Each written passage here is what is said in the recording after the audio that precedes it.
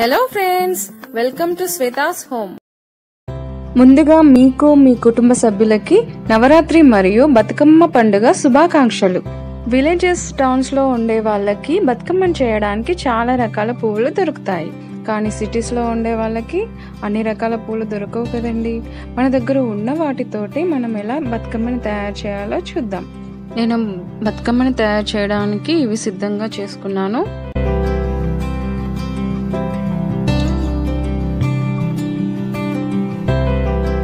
నేను బతుకమ్మ మధ్యలో వేయడానికి ఆకుని ఇలా రుబ్బి పెట్టుకుంటున్నాను. బంతి పూలకి కాడలు లేవు కదండి, అందుకే నేను ఇలా అగరబత్తి తీసుకుని ఇలా గుచ్చి పెట్టుకుంటున్నాను అన్ని పూలకి. ఇప్పుడు బతుకమ్మ మేకింగ్ చూడండి.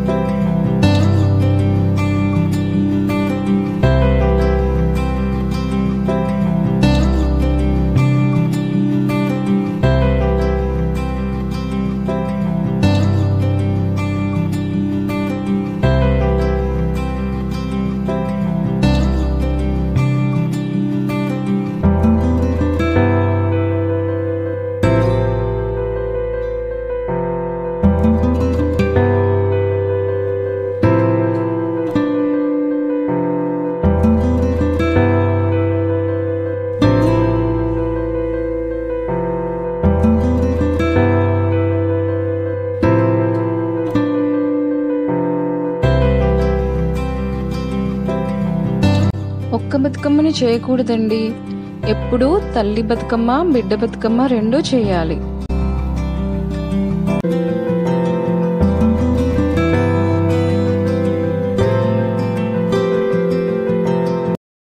మీకు ఈ వీడియో నచ్చినట్టయితే లైక్ చేయండి, షేర్ చేయండి, అలానే ఈ ఛానల్ని సబ్స్క్రైబ్ చేసుకోండి.